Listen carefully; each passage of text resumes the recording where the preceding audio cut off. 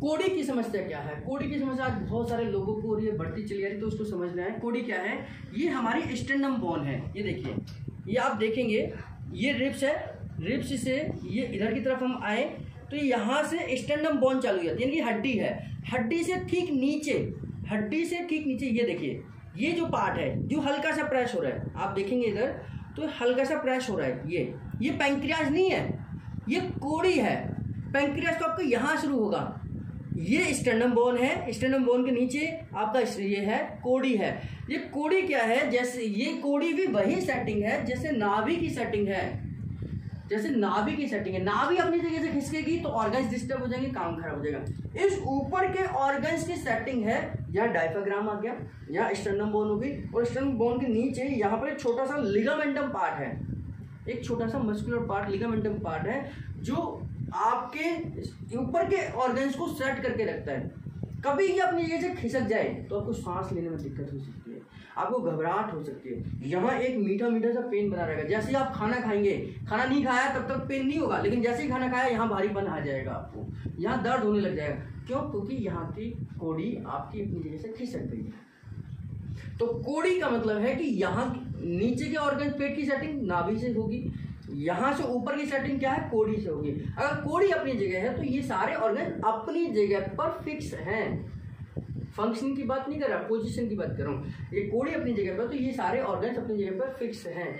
बच्चों को बहुत ज़्यादा कोड़ी गिरती थी, मतलब बच्चों के जो 1 साल के होते हैं, 2 साल के होते हैं, 3 साल के होते हैं, उनको, या जो बच्चे दूध पीते हैं, गोदी में रहते हैं, उनकी कोड़ी बहुत जल्दी गिर जाती है। और जैसे ही कोड़ी गिरेगी वो बेचैन होते हैं, रोना शुरू कर देते हैं, बहुत तेजी से रोते हैं।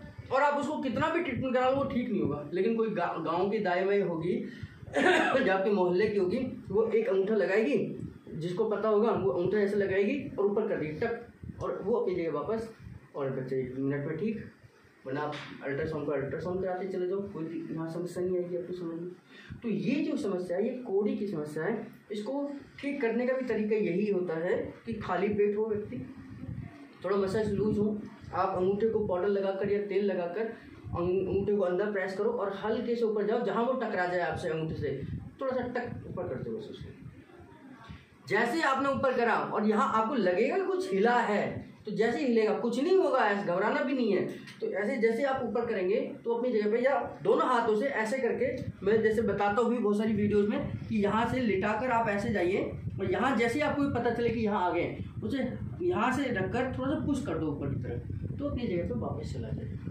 वो उसकी सेटिंग बिगड़ी है कोड़ी की, यानी पार्ट की। कोड़ी का मतलब हमने आम भाषा में उसे कोड़ी कहते हैं। जैसे आम भाषा में नाभि को धरण भी बोलते हैं, है ना। तो आम भाषा में अलग अलग नाम उसके होते हैं। तो ये लिगामेंटम पार्ट है जिसकी सेटिंग बिगड़ती है, और उसकी सेटिंग बिगड़ने को ही हम कोड़ी की समस्या कहते हैं। चेस्ट में भारी बनाना, खाना खाते ही दर्द होने लग जाना, मीठा मीठा, मेरी भी अभी 2 दिन पहले हो गया था, लेकिन वो ठीक होगी, अपना वापस सेट हो गई, तो यानी कि समस्या ठीक हो गई। हमें अल्ट्रासाउंड कराता, दवाइयाँ खाता, कोई फर्क नहीं पड़ता उसका, तो अपने आप भी धीरे धीरे सेट हो जाती है। और नहीं तो एक अच्छा न्यूरोथेरेपिस्ट, जिसको न्यूरोथेरेपी के अलावा इसका भी ज्ञान हो, वो कर सकता है।